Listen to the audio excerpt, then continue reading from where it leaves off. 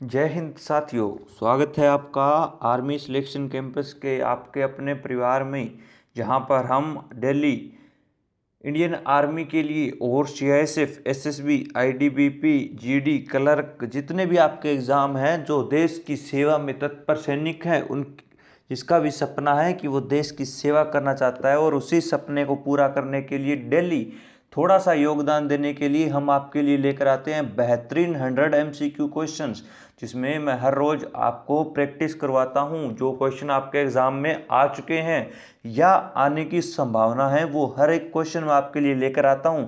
चाहे वो साइंस का है, चाहे वो आपका ज्योग्राफी का है, हिस्ट्री का है, चाहे इंडियन पॉलिटी का है, तो आपके लिए बेहतरीन क्वेश्चन हर रोज़ आर्मी सिलेक्शन कैंपस लेकर आता है।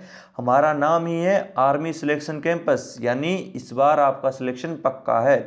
चलिए, आज हमारा तीसरा लेक्चर है जिसमें हम बेहतरीन क्वेश्चन को कवर करेंगे। शुरुआत करते हैं हम आज के अपने इस ज़बरदस्त सेशन की एक मोटिवेशनल क्योट के साथ, जो आपका हौसला बढ़ाएगा कि लोगों ने कई कोशिश की मुझे मिट्टी में दबाने की, लेकिन उन्हें नहीं मालूम कि मैं बीज हूँ, आदत है मेरी बार बार उग जाने की। यानी लोग आपको जितना दबाते हैं, लोग आपको दबाएंगे, लोग आपको डीमोटिवेट करेंगे। क्यों? क्योंकि लोगों को आपकी ताकत का नहीं पता, आपके हौसले के बारे में उन्हें नहीं पता, आपकी एनर्जी का उन्हें नहीं पता। वो आपको हमेशा डिमोटिवेट करेंगे कि इसका सिलेक्शन नहीं होगा, ये बस टाइम पास करता है। लेकिन यकीन मानिएगा, जिस दिन आपका सिलेक्शन होगा, जिस दिन आप वर्दी पहनेंगे, उस दिन वही लोग आपके पास आएंगे और सबसे पहले कहेंगे मुझे तो पता था कि एक दिन ये बहुत बड़ा नाम करेगा, बहुत बड़ा काम करेगा। तो हमें उन्हीं लोगों को जवाब भी देना है, लेकिन कैसे? तो हमें उन्हें मुंह से जवाब नहीं देना, बल्कि उन्हें करके दिखाना है। और इसीलिए हर रोज़ हम पढ़ते हैं आर्मी सिलेक्शन कैंपस के साथ मिलकर, क्या, जिसमें जो भी प्रीवियस ईयर क्वेश्चन पेपर या जो मॉक टेस्ट है वो हर रोज़ कवर करवाता हूँ मैं आपको। बस आपको लोग दबाने की कोशिश करेंगे, लेकिन आप एक बीज की तरह हैं कि जिस बीज को मिट्टी में दबाया जाएगा और वही बीज एक दिन क्या है, बहुत बड़ा पेड़ बनेगा। तो आपका काम है सिर्फ और सिर्फ तैयारी करते रहना। चलिए शुरुआत करते हैं हम अपने आर्मी सिलेक्शन कैंपस के साथ। पहला क्वेश्चन कि पृथ्वी अपने अक्ष पर कितनी झुकी हुई है? तो आप लोग जानते हो जो अर्थ है दोस्तों, यह जो है वह थोड़ी सी झुकी हुई है, टेढ़ी है। तो वह टेढ़ी कितनी है? तो ये 23.5 डिग्री टेढ़ी है। आपसे ये भी पूछा जाएगा, बताइए पृथ्वी जो है इसका आकार कैसा है? तो पृथ्वी का आकार है अंडाकार। कैसा आकार है? तो इसका आकार है अंडाकार। इंग्लिश में पूछे तो इलिप्टिकल शेप है। कैसी शेप है? इलिप्टिकल शेप है, यानी यह पूरी तरह से गोल नहीं है, यह अंडे की तरह दिखाई देती है। यानी इसके एक सिरा जो है वो थोड़ा सा चपटा हुआ है, इसीलिए इसे अंडाकार या इलिप्टिकल शेप कहा जाता है। तो याद रखिएगा, पृथ्वी अपने 23.5 डिग्री के एंगल पर झुकी हुई है। पृथ्वी को ही नीला ग्रह कहा जाता है। पृथ्वी जो है इसके ऊपर जीवन है, यह एकमात्र ऐसा ग्रह है। पृथ्वी जो है ये सूर्य के चारों ओर चक्कर लगाती है, और पृथ्वी जो है एक चक्कर पूरा करने के, अपने घूर्णन पर पूरा करने के लिए कितना समय लेती है? 24 घंटे लेती है। और सूर्य के बाहर चक्कर पूरा करने में जो टाइम लेती है वो है 365 दिन। अगला क्वेश्चन कि सौर मंडल का एकमात्र ग्रह जिस पर जीवन है। तो मैंने अभी बताया कि जो सोलर सिस्टम है हमारा, या जितने भी हमारे ग्रह हैं, उसमें हमारा पृथ्वी, हमारी अर्थ या जो नीला ग्रह कहलाता है, उस पर ही एकमात्र जीवन है। और वो ग्रह कौन सा है? वो ग्रह है पृथ्वी। तो एकमात्र ऐसा ग्रह जिस पर क्या है, जीवन संभव है, वो है पृथ्वी। सौरमंडल के सबसे बड़े ग्रहों में पृथ्वी का स्थान कौन सा है? तो सबसे बड़ा ग्रह अगर आपसे पूछ लिया जाए तो आप क्या आंसर करते हैं? तो आप हमेशा आंसर करते हैं वरुण। सबसे छोटा ग्रह जब भी पूछा जाता है तो आप आंसर करते हैं बुध। लेकिन आपसे पूछा गया है कि पृथ्वी का स्थान कौन सा है, तो आप आंसर करेंगे पृथ्वी का स्थान है 5वां नंबर, यानी सबसे पहले आएगा बुध। बुध के बाद में कौन सा ग्रह आता है? तो बुध के बाद आता है आपका शुक्र। कौन सा ग्रह आता है? शुक्र। लेकिन यहाँ पे पूछा गया है size, according to their size या आकार के अनुसार बताइएगा, तो उसका स्थान है 5वां। पृथ्वी का विषुवतीय व्यास कितना है, यानी पृथ्वी का जो व्यास है वो कितना है, तो वो है 12,756 किलोमीटर। याद रखिएगा आपको एग्जैक्ट डाटा कि 12,756 किलोमीटर पृथ्वी का विषुवतीय व्यास है। और इसका ध्रुवीय व्यास पूछ ले जाए तो वो है 12,714 किलोमीटर।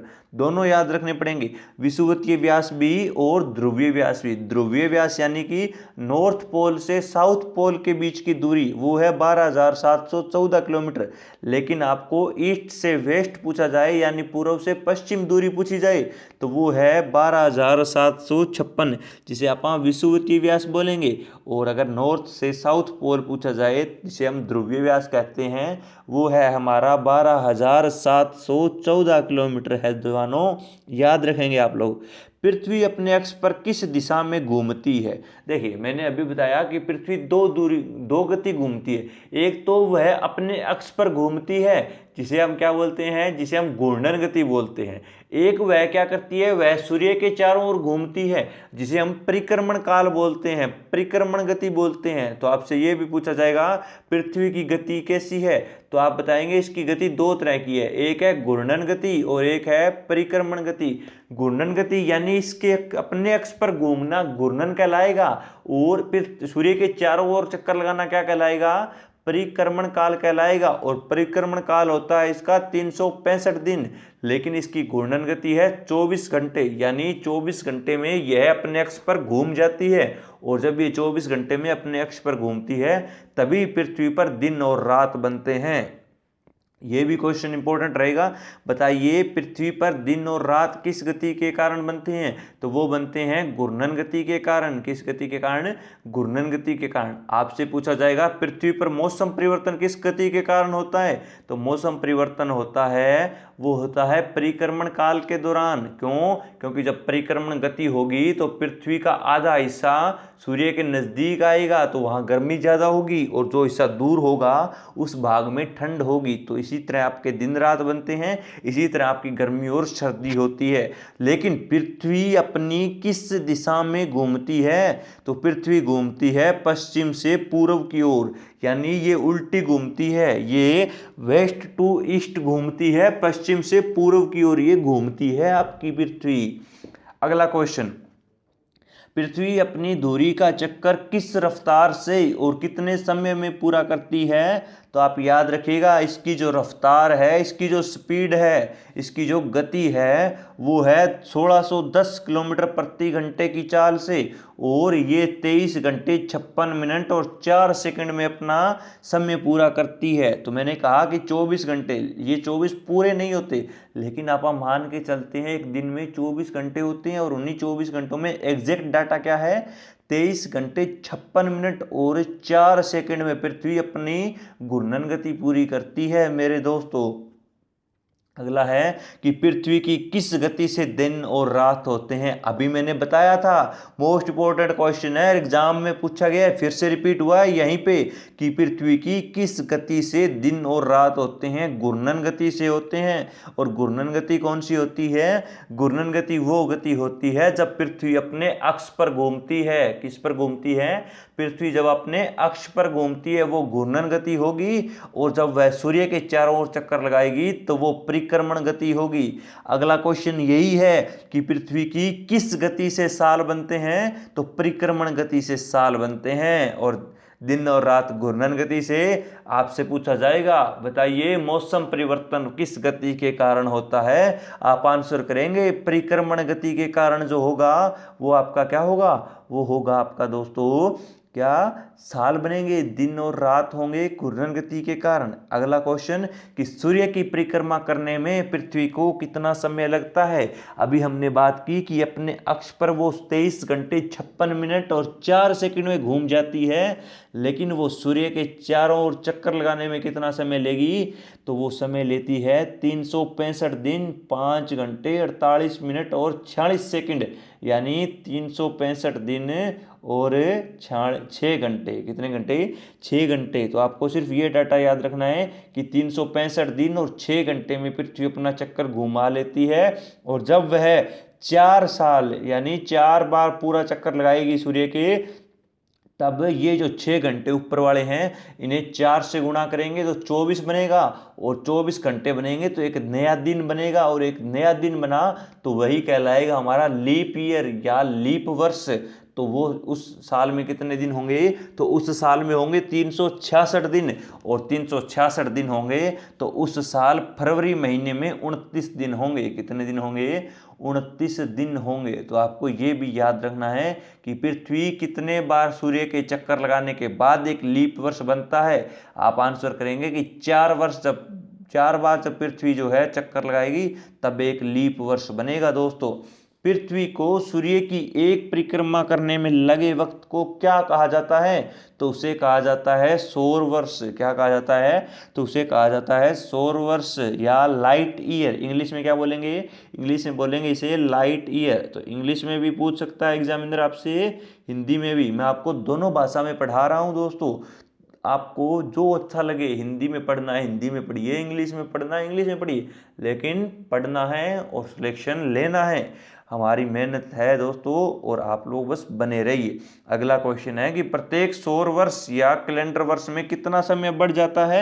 तो ये देखिए, अभी मैंने आपको बताया कि यहाँ पे 6 घंटे बढ़ जाते हैं, और यहाँ पे भी लिखा हुआ है 6 घंटे, और इन्हीं 6 को जब आप 4 से मल्टीप्लाई करेंगे, गुणा करेंगे, तो यही बनेंगे हमारे 24 घंटे, और इन्हीं 24 घंटों से बनता है हमारा एक दिन। क्या बनता है, तो एक दिन बनता है, और यही एक दिन बनेगा लीप वर्ष।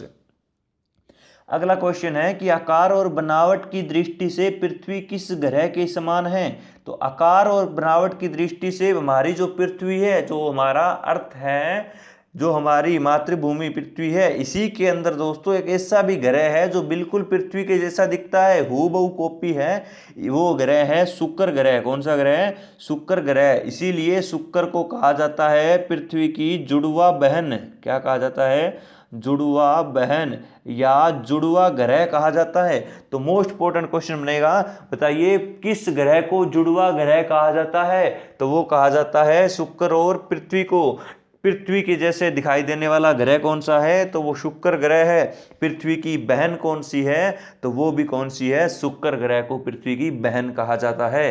पृथ्वी को नीला ग्रह किस कारण कहा जाता है, तो नीला ग्रह इसलिए कहा जाता है क्योंकि पृथ्वी के ऊपर क्या है, पानी है, और उसी पानी के कारण आज हम जीवित हैं। क्योंकि आपने सुना होगा जल ही जीवन है। अगर धरती पर पानी नहीं होगा तो हम लोग जी नहीं पाएंगे, और पानी है तो इस पृथ्वी पर जीवन है। इस पृथ्वी पर हजारों लाखों करोड़ों लोग रहते हैं, प्राणी रहते हैं, जीव जंतु रहते हैं, पौधे रहते हैं, वो सिर्फ और सिर्फ पानी के कारण। और पानी हमारा क्या होता है, पानी होता है हमारा H2O, यानी 2 मॉलिक्यूल हाइड्रोजन के और 1 मॉलिक्यूल ऑक्सीजन मिल जाता है तब बनता है हमारा वाटर। और इसी वाटर को हम साइंस में लिखते हैं H2O। क्या लिखते हैं, H2O। तो आपसे पूछा जाएगा बताइए पानी का फॉर्मूला क्या है, तो आप आंसर करेंगे H2O पानी का फॉर्मूला है। नीला ग्रह क्यों कहा जाता है, क्योंकि यहाँ पे पानी है। जब भी आप पृथ्वी को आसमान से देखेंगे तो इस पे पानी होने के कारण ये आपको नीला भाग दिखाई देगा, क्योंकि पृथ्वी की 2/3 भाग पर, 2/3 भाग पर, 71% भाग पर क्या है, पानी है। इसीलिए पृथ्वी को नीला ग्रह कहा जाता है। इसी पृथ्वी पर प्रशांत महासागर जैसे महासागर, हिंद महासागर जैसे महासागर है, अंटार्कटिका जैसे महासागर है, जहाँ पे 24 घंटे बर्फ जमी रहती है, 6-6 महीने तक बर्फ जमी रहती है। चलिए अगला क्वेश्चन है कि सूर्य के बाद पृथ्वी का सबसे निकट का तारा कौन सा तारा है। तो याद रखिएगा वो है प्रोक्सिमा सेंचुरी। तो सूर्य के बाद पृथ्वी का जो सबसे निकट का तारा है वो है प्रोक्सिमा सेंचुरी। नाम याद रखिएगा, नया नाम आया है, अजीब सा नाम है, तो याद रहना भी बहुत आसान रहेगा आपका। अगला है कि पृथ्वी का एकमात्र उपग्रह कौन सा है। उपग्रह क्या होगा, यानी ग्रह, और उन्हीं ग्रह के चारों ओर जब चक्कर लगाएंगे तो वो कहलाएंगे उपग्रह। यानी पृथ्वी चक्कर लगाती है सूर्य के चारों ओर, लेकिन चंद्रमा जो है वो पृथ्वी के चारों ओर चक्कर लगाता है, और जब वो पृथ्वी के चारों ओर चक्कर लगाएगा तो उसे हम उपग्रह बोलेंगे। और पृथ्वी का एकमात्र उपग्रह है दोस्तों चंद्रमा। जिसे आप लोग बचपन में चंदा मामा बोलते थे, चंदा मामा की कहानी सुनते थे, इसी चंदा मामा को देखकर आप लोग खाना खाते थे, ये वही यह चंद्रमा है जिसे आप क्या बोलते हैं, पृथ्वी का एकमात्र उपग्रह। एक क्वेश्चन तो ये बनेगा कि पृथ्वी का एकमात्र उपग्रह कौन सा, चंद्रमा। एक क्वेश्चन ये बनेगा, बताइए सबसे ज्यादा उपग्रह किस ग्रह के हैं, तो सबसे ज्यादा ग्रह हैं बृहस्पति के। किसके हैं, बृहस्पति के सबसे ज्यादा ग्रह हैं। दोस्तों याद रखेंगे आप लोग कि चंद्रमा की सतह और उसकी आंतरिक स्थिति का अध्ययन करने का विज्ञान क्या कहलाता है। यानी जब भी आप लोगों को चंद्रमा की जो सतह है या उसके अंदर की जो इंटरनल सिचुएशन है या उसको जब भी आप लोग पढ़ोगे, उसकी जो स्टडी करोगे वो कहलाएगी सेलेनोलॉजी। क्या कहलाएगी, वो कहलाएगी सेलेनोलॉजी। चंद्रमा पर धूल के मैदान को क्या कहते हैं, तो उसे कहा जाता है शांति। क्या कहा जाता है, तो शांति सागर उसे कहा जाता है। तो आपको ये भी याद रखना है, उसे शांति सागर के नाम से जाना जाता है दोस्तों। और पृथ्वी के अंदर आपको पूछा जाएगा कि आपने सुना होगा कि चंद्रमा में दाग है, तो दोस्तों वो एक्चुअल में दाग नहीं है, वो क्या है, पृथ्वी इस चंद्रमा के अंदर बहुत बड़े बड़े गड्ढे हैं, और वही गड्ढे हमें जब रात को दिखाई देते हैं तो हमें ऐसा लगता है कि इस चंद्रमा में कोई ना कोई दाग है। वो तो एक्चुअल में दाग नहीं होते, ये तो सिर्फ कहानियां हैं, ये तो बातें होती है। इसके अंदर एक्चुअल में बहुत बड़े बड़े गड्ढे हैं, और उन्हीं गड्ढों को हम रात में जब देखते हैं तो वो हमें काले या एक दाग की भांति दिखाई देते हैं, इसीलिए हम कहते हैं कि चंद्रमा में दाग है। अगला है कि जीवाश्म ग्रह किसे कहा जाता है, तो वो भी हमारे चंद्रमा को ही कहा जाता है। और चंद्रमा किसकी रोशनी से चमकता है, तो चंद्रमा चमकता है सूर्य की रोशनी से, क्योंकि चंद्रमा का अपना कोई प्रकाश नहीं है, यह सूर्य से प्रकाश ग्रहण करता है और उसी प्रकाश से ये रात को चमकता है। जब अब ये नहीं होता दोस्तों कि जो चंद्रमा है ये दिन में नहीं दिखाई देता, चंद्रमा दिन में भी होता है, रात में भी होता है, लेकिन दिन में जब सूर्य का प्रकाश बहुत ज़्यादा होता है तो उस प्रकाश के अंदर सूर्य ओझल हो जाता है। कई बार आपने देखा होगा कि जब सांझ का वक्त होता है तो सांझ के वक्त में एक तरफ आपको सूर्य दिखाई देता है पश्चिम दिशा में, और एक तरफ आपको चंद्रमा दिखाई देता है। क्यों, क्योंकि उस समय चंद्र जो सूर्य की रोशनी होती है उसका प्रभाव कम हो जाता है, इसीलिए हमें चंद्रमा दिखाई देने लगता है। दिन में जब इसकी रोशनी बहुत ज़्यादा तेज होती है तो हमें चंद्रमा दिखाई नहीं देता, लेकिन जैसे जैसे सूरज की रोशनी कम होती जाएगी वैसे वैसे चंद्रमा की रोशनी भी दिखाई आपको देने लगेगी। तो ये सारे के सारे आपके फैक्ट्स हैं, इंपॉर्टेंट तथ्य हैं, महत्वपूर्ण बातें थी जो मैंने आपको बताई है, सारी की सारी आपको याद रखनी है। अगर आप इसी तरह से, जिस तरह आपको आर्मी सिलेक्शन कैंपस पढ़ा रहा है, अगर आप पढ़ रहे हैं तो यकीन मानिए आपकी वर्दी आपसे बहुत दूर नहीं है, आप अपनी वर्दी की तरफ बढ़ रहे हो। बस आपका काम है जितना पढ़ाया जा रहा है वो पढ़ते रहिएगा। पीडीएफ आपको हम फ्री में प्रोवाइड करवाएंगे, कोई पैसा नहीं है, कुछ नहीं है, आपका काम है सिर्फ और सिर्फ पढ़ना। पीडीएफ आपको मैं फ्री में प्रोवाइड करवाऊंगा आपके अपने Telegram channel army selection campus पर, जहां पे आप जुड़ेंगे पीडीएफ फ्री में प्रोवाइड करवाई जाएगी आपको, और वहां पे आपको क्विज भी मैं प्रोवाइड करवाऊंगा दोस्तों। बस आपका काम है सिर्फ और सिर्फ रिवीजन करना और बार बार पढ़ना। सिलेक्शन लेने में आर्मी सिलेक्शन कैंपस आपके साथ है। कोई भी डाउट है, कोई भी क्वेश्चन है आपका, कमेंट बॉक्स में पूछिए, चाहे टेलीग्राम पे पूछिए, आर्मी सिलेक्शन कैंपस आपकी हर बात का जवाब आपको देगा। तब तक के लिए आप लोग बने रहेंगे, पढ़ते रहेंगे। धन्यवाद। जय हिंद, जय भारत।